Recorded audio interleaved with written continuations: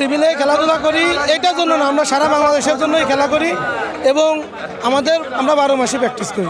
Improve diet থাকা লাগে, কারণ একটা সাধারণ মানুষ যাকে একটা প্লেয়ারটা খাইলে জীবনে সে খেলাধুলা করতে পারবে না, সুতরাং ইমপ্রুভ ডায়েট তার 100% লাগবে। ইচ্ছা শক্তিটাই হলো মূল শক্তি এবং কিছু এর সাথে টেকনিক আছে, শক্তি থাকলে হবে না, তার সাথে টেকনিকও কিছু লাগবে। এই খেলার জন্য ভাই আমরা 1 মাস ধরে এটার জন্য প্রস্তুতি নেই যে আমরা লালদিঘির মাঠে খেলতে যাব।